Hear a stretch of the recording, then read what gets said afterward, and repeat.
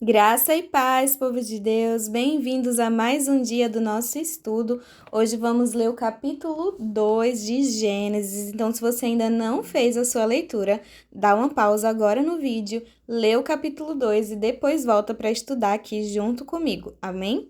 Bom, vocês sabem que o livro de Gênesis por si só é um livro bem grande, tá? Então, a gente vai passear aí por mais de um mês nesse estudo sobre ele. Então, aqui, gente, nós vamos falar sobre compromisso, tá?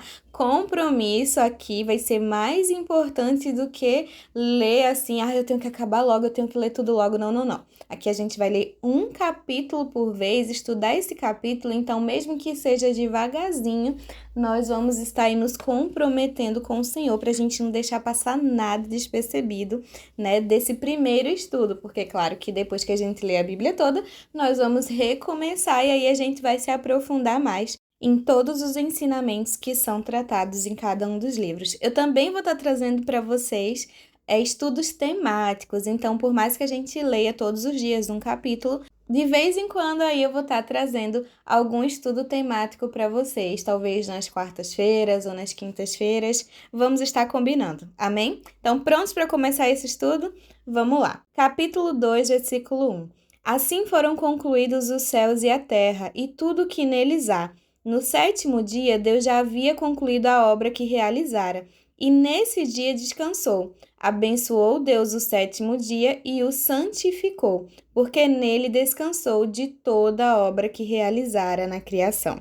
Então, Deus descansou, mas isso não significa que Deus se cansa. Na verdade, quando vamos para a origem dessa palavra, ela está ligada a concluir a obra, foi concluído. Então, esse descanso que está relacionado aqui, né, a Deus, no capítulo 2 de Gênesis, ele está ligado à conclusão. Jesus, ele vai dizer nos evangelhos que o pai dele trabalha, né, continua trabalhando. Então, aqui o descanso está ligado à conclusão da obra. Então, quando Deus concluiu a obra, ele parou. Se ele parou no sétimo dia, ele concluiu, ele parou, ele descansou. Não porque estava cansado, mas porque tinha concluído a sua obra. Não havia nada mais sem forma ou vazio ali para estar sendo preenchido. Deus havia feito tudo muito bom, tinha ficado muito bom, como ele observa no fim do sexto dia. E não havia mais nada, né, para ele terminar, para repetir, para consertar. Estava tudo pronto. Deus também abençoa e santifica esse dia, o dia em que o trabalho, a obra do Senhor foi concluída e estava pronta para o homem usufruir e começar ali a sua história. Vamos seguir então. Aqui na minha Bíblia NVI, antes de entrar no versículo 4, tem um título: A Origem da Humanidade. E esse título está aqui voltado, né, ao que vamos começar a conversar agora, a partir desse versículo. E diz assim: Esta é a história das origens dos céus e da terra no tempo em que foram criados.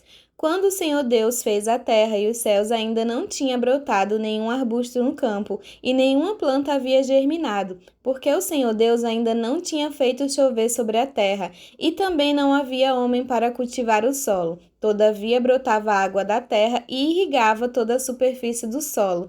Então o Senhor Deus formou o homem do pó da terra e soprou em suas narinas o fôlego de vida, e o homem se tornou um ser vivente. Então ele começa a explicar aqui mais detalhadamente como foi a criação do homem, da humanidade, certo? Ele começa relatando um pouco a respeito de como a terra estava, né? Como que estava acontecendo ali a regação, né? A forma de regar a terra. Ai, gente, não sei se essa palavra tá certa, né? Mas era como estava acontecendo a irrigação da terra. Então, ainda não havia chuva naquela época. Deus não tinha feito chover, ainda que isso fosse acontecer, né? Já estava nos planos de Deus. Mas havia uma água que estava ali, né? Saindo, brotando do solo e que fazia com que ele fosse todo regado. E aí, nesse momento, Deus pega o pó da terra, né? Então a terra, o pó ali, o barro, que muitas vezes a gente, né, faz menção ao barro, e do pó da terra ele forma o homem. A palavra que está traduzida aqui para formou, originalmente no hebraico era um verbo que era usado em geral para fazer referência à obra do oleiro. Então lembra do oleiro que molda o vaso ali a partir do barro? Pronto, esse verbo ele fazia referência a esse tipo de obra. Então a gente pode dizer que Deus ele nos formou ali com as próprias mãos. E eu amo essa parte de Gênesis. Na verdade, eu sou muito apaixonada pelo capítulo 1, 2 e 3 de Gênesis, porque ele responde muitas dúvidas que eu tinha a respeito da criação e também vai fazer ali muita menção ao porquê que a gente acaba caindo, por que que as coisas saem do controle humano, quem é Deus, por que nós fomos criados. Então a gente vai ver que dá para responder muitas perguntas só lendo esses 3 capítulos. Vamos nesse estudo falar o básico, mas depois a gente se aprofunda mais só nesses capítulos 1, 2 e 3. Amém? Então, seguindo aqui, por que que eu gosto tanto dessa parte? Porque eu consigo ver o amor e o cuidado de Deus. Todas as outras coisas Deus fez a partir do verbo, mas o ser humano ele moldou, sabe? Ele colocou aquele esforço, ele foi lá e ele mesmo criou, desenhou, aí eu não sei explicar, mas ele mesmo fez o molde. E um molde, gente, que se a gente olhar, estuda anatomia aí para você ver, foi um molde muito complexo. Ele não só desenhou, não, foi algo bem complexo que Deus fez. Porém, ele fez de uma matéria-prima que pra gente não é nada, o pó da terra. Gente, o que é que a gente faz com o pó da terra hoje? A gente pisa, né? A gente não liga pra terra, a gente, infelizmente, nós não somos nem um pouco zelosos por esse mundo que Deus nos deu e não damos nem um pouco de valor a tudo aquilo que Ele criou, né, para nosso bem, para nós podermos usufruir e viver nessa terra. Nós somos seres que não sabemos valorizar as bênçãos do Senhor na nossa vida. Sabemos quando é uma bênção material de algo, muito ouro, carro, joias, casa, mas quando são as coisas que Deus já nos deu, que aqui Deus preparou o mundo todo pra gente, sabe? Não faltava nada, tudo que a gente precisava já tinha no planeta Terra nesse momento. Deus deixou tudo pronto, então alimento, moradia, tudo que a gente precisava e acima de tudo a presença dele. Então, voltando aqui, ele molda, então ele faz o homem do barro, e aí eu me lembro, né, de quando faz referência no Novo Testamento, de que nós somos vasos de barro que possuem algo precioso. Então, nós não somos preciosos, mas aquilo que nós possuímos, a mensagem do Evangelho, o Espírito Santo, a presença de Deus, é isso que é valioso nas nossas vidas. Olha como Deus é maravilhoso, sabe? Ele pega algo que era uma matéria-prima ali que, sabe, talvez a gente ache banal hoje em dia. A gente não foi feito do ouro, que é o que enche os nossos olhos, ou de pedras preciosas, né? Que infelizmente é o que o homem luta na sua ganância para ter. Nós somos feitos de uma matéria-prima ali básica, a terra, o pó. E ali o Senhor molda e ele faz o homem, mas o homem não ganha vida até que o sopro de vida dele esteja sobre as suas narinas. Então é o sopro de vida de Deus que faz com que hoje nós estejamos vivos, senão seríamos só um corpo. Assim como acontece quando morremos, o corpo fica, né, vai para a terra, mas o sopro de Deus ele tem que ir para voltar para Deus. Então é a vida de Deus em nós que faz com que nós existamos. Bom, seguindo aqui no versículo 8, diz assim: Ora, o Senhor Deus tinha plantado um jardim no Éden, para os lados do leste, e ali colocou o homem que formara. Então o Senhor Deus fez nascer do solo todo tipo de árvores, agradáveis aos olhos e boas para alimento. E no meio do jardim estava a árvore da vida e a árvore do conhecimento do bem e do mal. No Éden nascia um rio que irrigava o jardim, e depois se dividia em 4. O nome do primeiro é Pison. Ele percorre toda a terra de Havilá, onde existe ouro. O ouro daquela terra é excelente. Lá também existem o bidelo e a pedra de ônix. O segundo que percorre toda a terra de Cuxi é o Gion. O terceiro que percorre pelo lado leste da Síria é o Tigre. E o quarto rio é o Eufrates. O Senhor Deus colocou o homem no jardim do Éden para cuidar dele e cultivá-lo. E o Senhor Deus ordenou ao homem: coma livremente de qualquer árvore do jardim, mas não coma da árvore do conhecimento do bem e do mal, porque no dia em que dela comer, certamente você morrerá. Então a gente começa no versículo 8 vendo Deus criar um jardim. Então, além de Deus ter criado o mundo todo, a terra toda para o homem, ele ainda cria um espaço ali reservado para o homem habitar.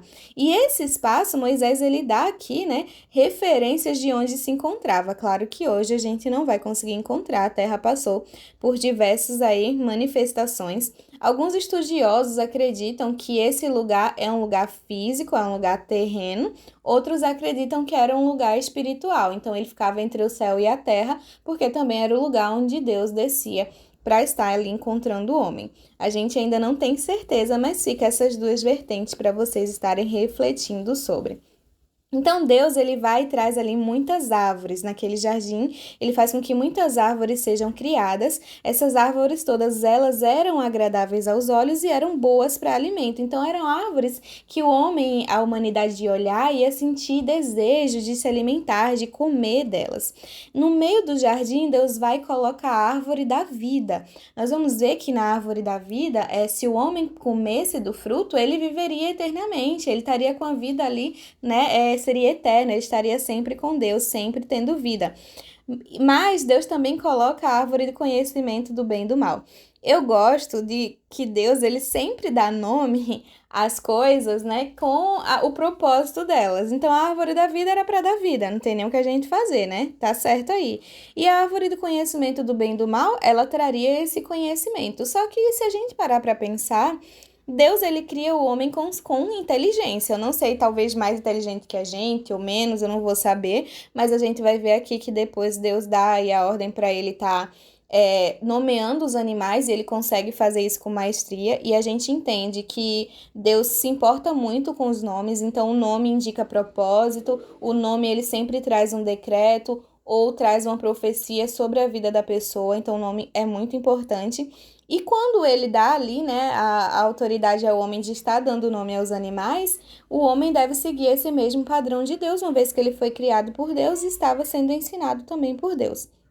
Só que se a gente lembrar, né, do capítulo 1, Deus falava que tudo era bom. Primeiro dia criou, olhou para a criação boa. Segundo dia, tudo que ele criou bom. Terceiro dia e vai. Sexto dia, ele olha para tudo e muito bom. Então o homem, ele já estava imerso no conhecimento do bem. O que estava faltando para o homem conhecer? O mal.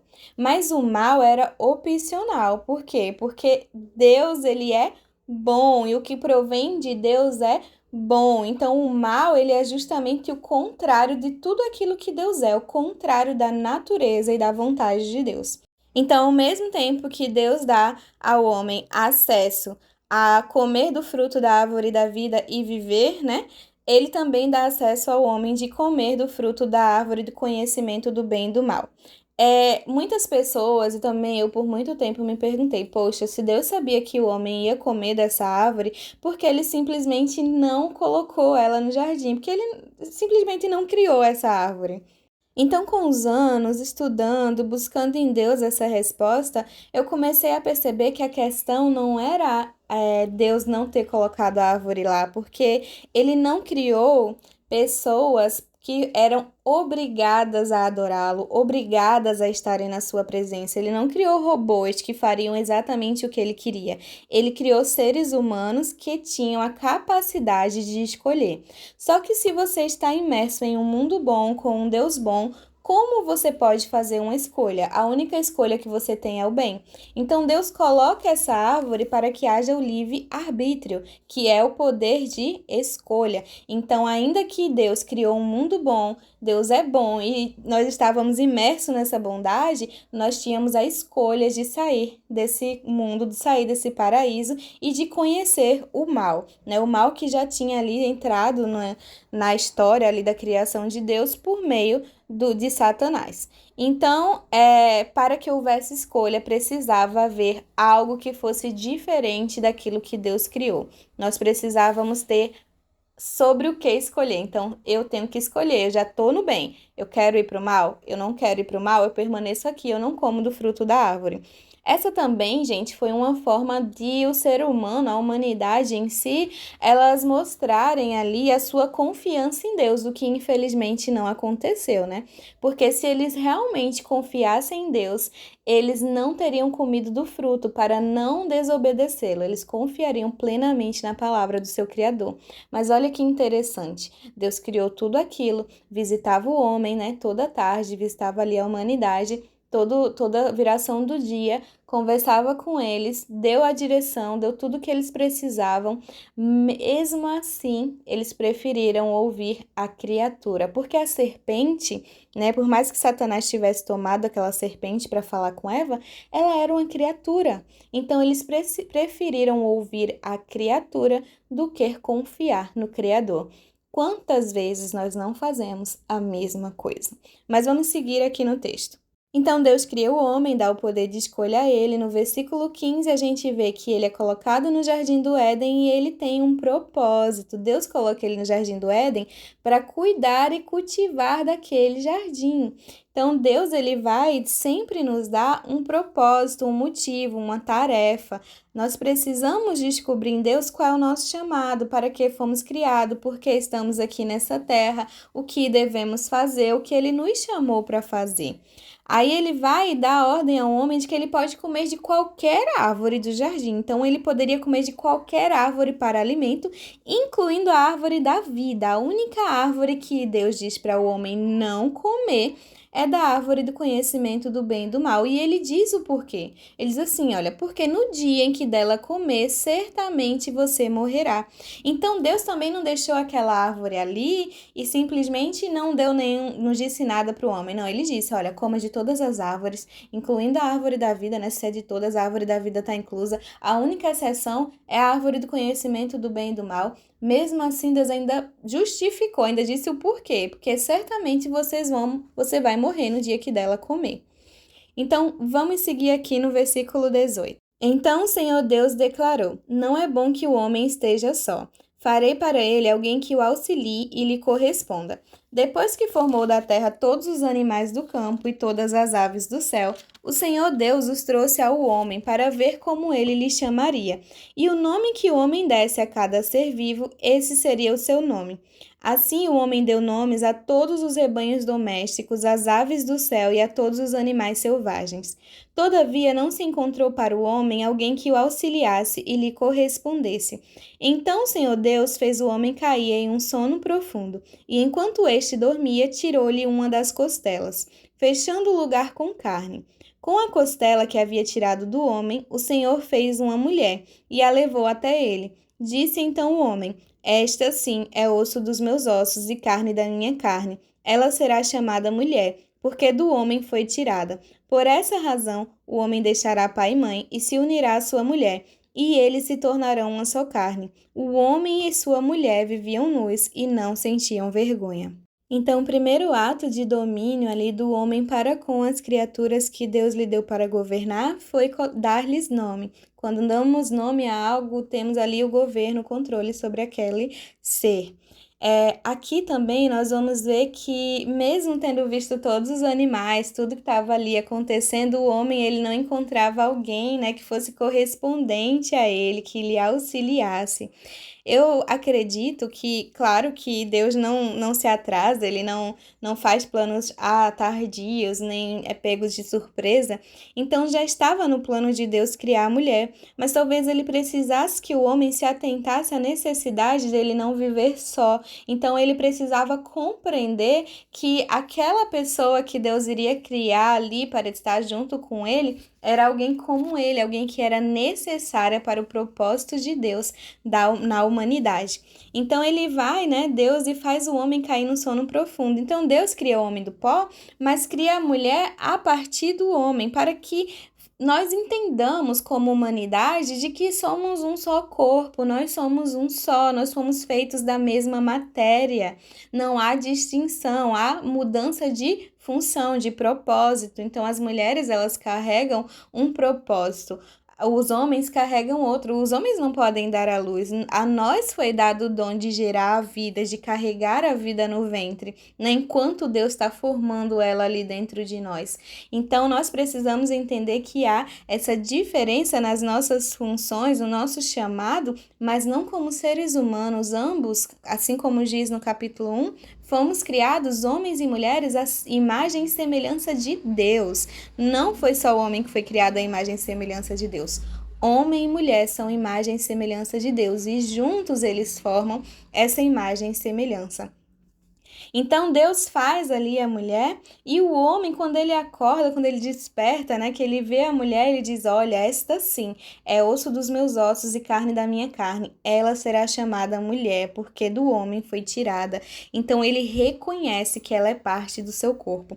Por isso que a gente vai ver Paulo lá nos evangelhos, ele instruindo, né, os homens e as mulheres a respeito do matrimônio, do casamento, e ele diz que o homem deve amar a mulher como Cristo amou a igreja, entendendo que ela é parte do seu corpo, né? E dando a sua vida ali por ela para que nada aconteça. Assim como a mulher deve ser submissa ao homem, ou seja, está na mesma missão, a mulher deve estar ali, deixar o homem ser o cabeça, ele ter ali, tomar as decisões.